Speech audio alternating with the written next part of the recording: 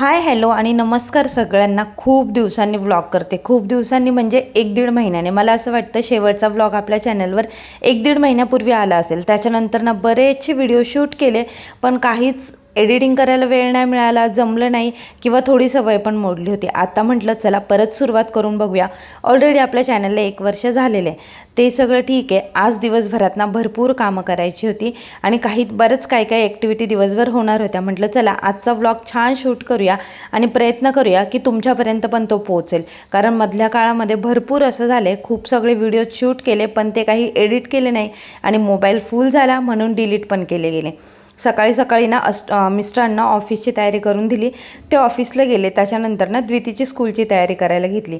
आता सगळ्यांसाठी मी ना बटाट्याचीच भाजी बनवली होती, फक्त वेगवेगळ्या प्रकारची बनवली होती. म्हणजे मिस्टरांना ना उकडलेल्या बटाट्याची भाजी बनवून दिली होती आणि मुलांसाठी तुम्ही व्हिडिओमध्ये बघितले असतील तसे बटाट्याचे काप बनवले होते.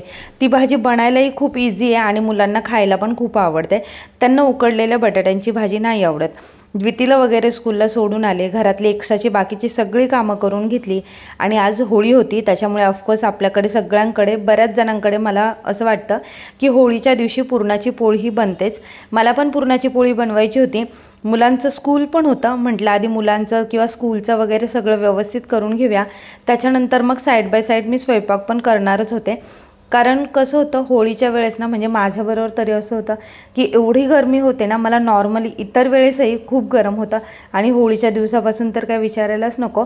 पण त्यातल्या त्यात यावर्षी क्लायमेट थोडं थंड वाटतंय की एवढं दरवर्षीसारखं एवढं गरम अजून तरी होत नाही आहे. हर्ष उठला होता, त्याला ना वेगळं असं प्रत्येक वेळेसच मी रोज असं वेगवेगळा नाश्ता काही बनवत नाही. मोस्ट ऑफ द टाईम जी काही भाजी चपाती केलेली असते ना, तीच ॲज अ नाश्त्याला म्हणून मी त्याला खायला देते आणि तो खाऊन घेतो. कारण बऱ्याचदा मग त्याला जर दोन्ही वेळेस तीच भाजी खायला द्यायची असेल, म्हणजे टिफिनला पण आणि नाश्त्याला पण, तर मोस्ट ऑफ द टाईम त्याच्या आवडीच्याच भाज्या बनवते, म्हणजे तो खाऊनही घेतो. त्याला नाश्ता म्हणून सकाळीच भाजी चपाती वगैरे खायला दिली आणि आता म्हटलं दिवसभराचं संध्याकाळचं जे काही जेवण आहे ना, त्याची हळूहळू सुरुवात करूया. म्हणजे संध्याकाळच्या वेळेस एकदम घाई वगैरे होत नाही. कारण मुलांना स्कूलला आणायला जा, परत त्यांचे एक्झामचे क्लास टेस्ट वगैरे सुरू आहेत, त्या सगळ्याचं प्रिपरेशन करा, त्यांच्याकडून अभ्यास करून घ्या. या सगळ्यामध्ये ना खूप घाई गडबड होते. आता इथे ना मी एकच ग्लास चण्याची डाळ घेतलेली आहे. कारण ना एवढ्या डाळीचे जरी पुरणपोळ्या बनवल्या ना तरी त्या आमच्यासाठी खूप होतात आणि एकच वेळेस होतील एवढ्याच पुरणपोळ्या मला बनवायच्या होत्या. डाळ वगैरे घेतली, म्हटलं चला तसं प्रत्येक वेळेस ना मी डाळ घेते, धुवून वगैरे घेते आणि डायरेक्ट शिजत टाकते. ह्यावेळेस म्हटलं आपण ट्राय करूया. बरेच जण डाळ घेऊन ना ती 1-2 तासासाठी भिजत घालतात, म्हटलं आपण पण तसंच करून बघूया. म्हणून मग मी इथे डाळ वगैरे स्वच्छ धुवून घेते आधी 2-3 पाण्याने.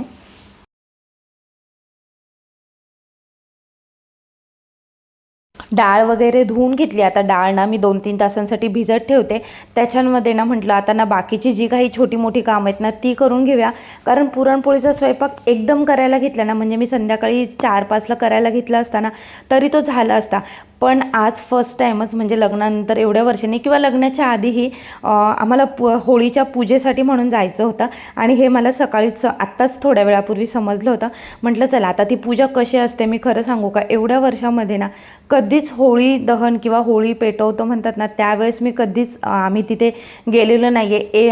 ऑलवेज आमचं असंच जाणं होतं की होळी वगैरे पेटून झालेली असते किंवा होळी दहन वगैरे झालेलं असतं आणि त्याच्यानंतर मग आम्ही तिकडे जाऊन पूजा वगैरे करतो. पण ह्यावेळेस स्टार्टिंगपासून जायचं होतं. म्हटलं चला आपण सगळी स्वयंपाकाची तयारी वगैरे आधी करून घेतली ना, आणि खाली गेल्यानंतर ना टाईमपास पण बऱ्यापैकी वेळ जातो सगळ्या मैत्रिणींमध्ये वगैरे. मग म्हटलं चला जी काही छोटी मोठी कामं आहेत ना ती पण करून घेऊया. आता आमच्याकडे ना जेव्हा जेव्हा पुरणपोळी बनते ना, पुरणपोळीबरोबर गुळवणी बनतं. तुमच्याकडे गुळवणी वगैरे बनतं की नाही हे नक्की सांगा मला कमेंट्समध्ये. कारण बऱ्याच लोकांकडे ना पुरणपोळीबरोबर ना खीर किंवा बासुंदी बनताना मी बघितलेलं आहे किंवा ऐकलेलं आहे.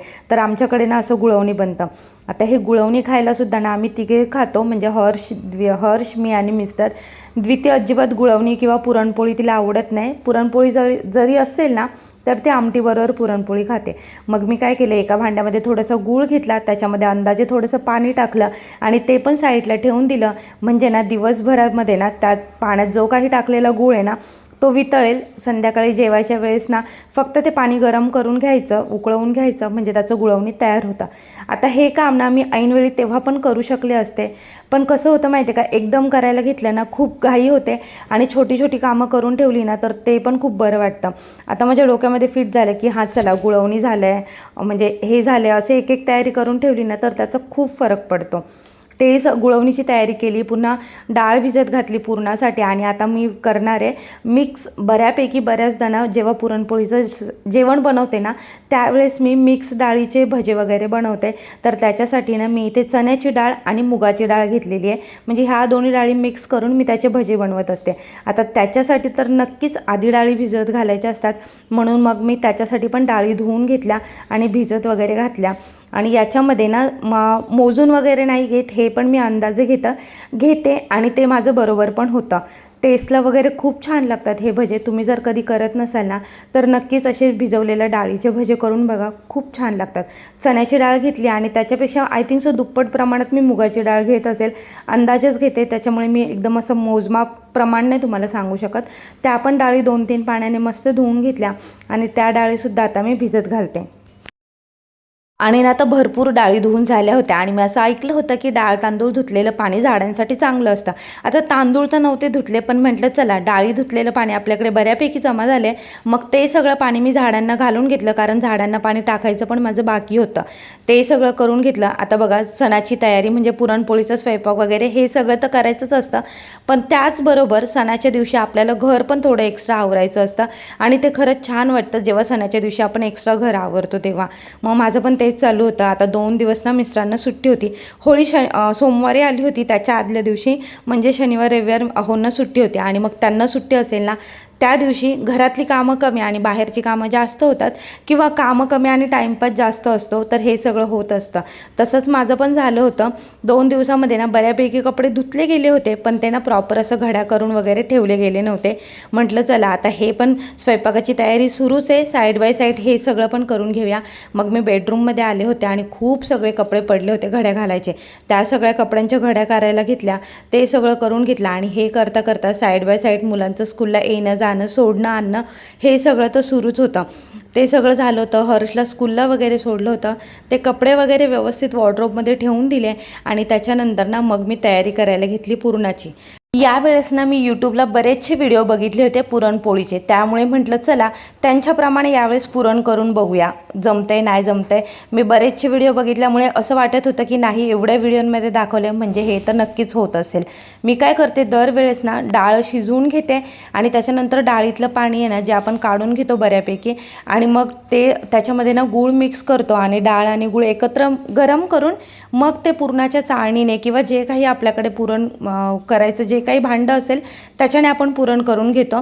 तर यावेळेस ना बऱ्याचशा व्हिडिओमध्ये मी असं पाहिलं होतं की ना डाळ शिजवून घ्यायची, ती जी काही आपली पुरणाची चाळण असते ना त्याच्यामधून ती बारीक करून घ्यायची आणि नंतर त्याच्यामध्ये ना गूळ टाकून ती गरम करायची.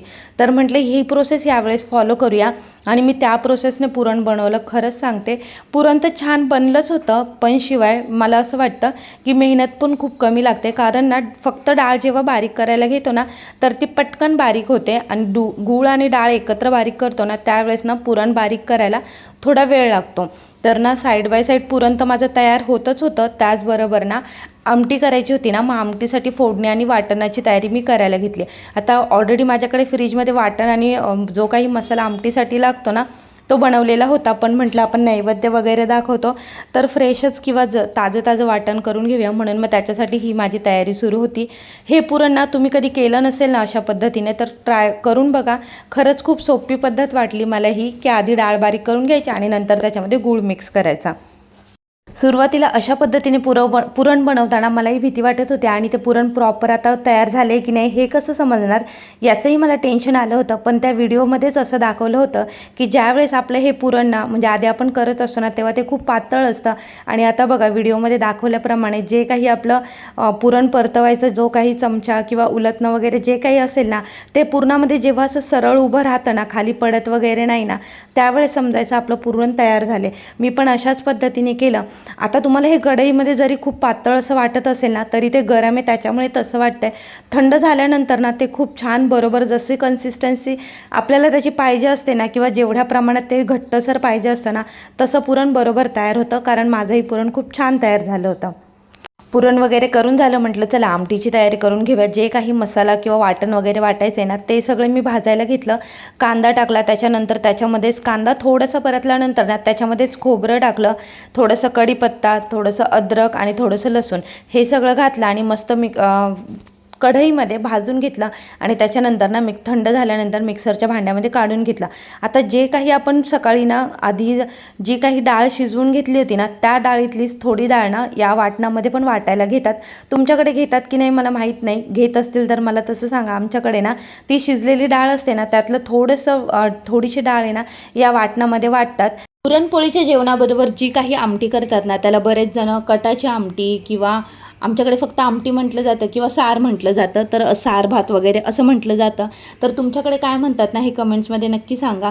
तर म्हटलं आता चला आमटीला फोडणी वगैरे देऊन घेऊया, त्याचीच तयारी. ते फोडणीच वगैरे मी इथे देत होते. थोडंसं लसूण ठेचून घातलं वाटणामध्ये आणि फोडणीमध्ये बऱ्यापैकी लसूण वापरला होता. पण असं म्हणतात जेव्हा तेलामध्ये आपण असं लसूण ठेचून वगैरे टाकतो ना, तर त्याची टेस्ट खूप छान येते. म्हणून मग मी पण थोडासा लसूण ठेचला आणि तेलामध्ये घातला, कढीपत्ता टाकला. त्याच्यानंतर जी काही फोडणी केली होती म्हणजे लसूण, सुकं खोबरं आणि कोथिंबीर, तर ती फोडणी पण घातली, छान परतवून घेतली. आणि त्याच्यानंतर ना त्याच्यामध्ये लाल तिखट किंवा आपल्या वर्षभराच्या साठवणीतला जो काही मसाला असतो ना, ते सगळे मसाले, हिंग हे सगळं घालायचं. आणि जे काही वाटण केलेलं आहे ना आपण, ते वाटण कांदा आणि खोबऱ्याचं वगैरे ते वाटण करून घ्यायचं. ते सगळं करून झालं, मस्त आमटीला फोडणी वगैरे देऊन घेतली. ही आमटी बनवताना ना जे आपण सकाळी पुरण शिजवताना जी काही डाळ शिजवलेली असते ना, त्या डाळीमधलं राहिलेलं शिल्लक पाणी ना ही आमटी बनवताना वापरलं जातं. ते पाणी पण मी एका साईडला गरम करायला ठेवलं होतं. आता मी ना साध्या पाण्याऐवजी तेच पाणी या आमटीमध्ये घालणार होते. असं म्हणतात त्याच्याने ना आमटीला खूप छान टेस्ट येते. मसाला थोडासा खाली टोपाला लागायला लागला होता, म्हणून मग थोडं पाणी घालत घालत थोडासा मसाला छान परतवून घेतला. आणि नंतर ना हे गरम झालेलं पाणी त्याच्यामध्ये ओतून घेतलं. खूप छान झाली होती आमटी. म्हणजे मला असं घरातलं कोणी सांगितलं नाही, पण जेव्हा मी खाल्ली ना त्यावेळेस मला खूप आवडली. त्याच्यानंतर मग त्याच्यामध्ये थोडंसं मीठ वगैरे घालून घेतलं. आता मी पूर्ण ह्या आमटीला शिजवून घेणार नव्हते, फक्त जस्ट फोडणी देऊन थोडीशी उकळी काढून ठेवून देणार होते, कारण अजून जेवायला खूप वेळ बाकी होता. म्हटलं ज्यावेळेस जेवायचं असेल ना त्यावेळेस ना पूर्ण जेवण छान गरम करून घेता येईल.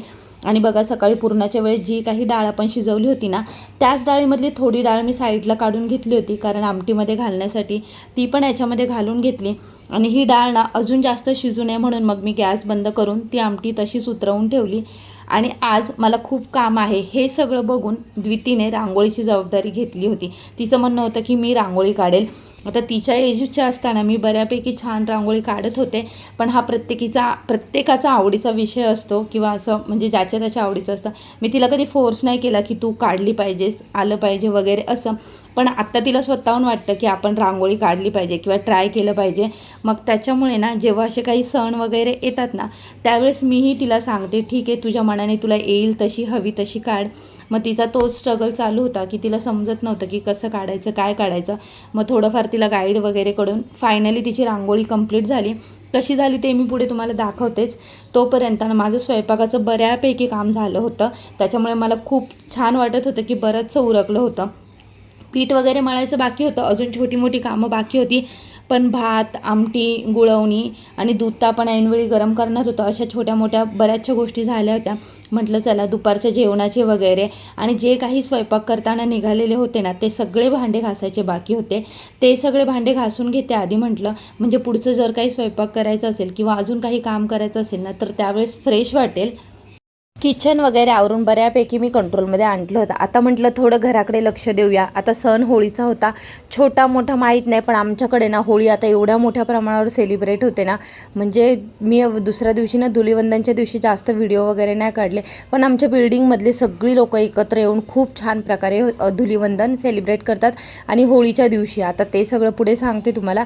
त्याच्या आधी ना म्हटलं चला थोडंसं ना घराला पण छान एक्स्ट्रा काम करतोच आपण सणाच्या दिवशी, मग घराला पण छान थोडंसं डेकोरेट करून करून घेऊया. खूप नवीन बेडशीट वगैरे नाही घातलं, फक्त ना बेडशीट वगैरे चेंज केलं आणि तसंही मला चेंज करायचंच होतं.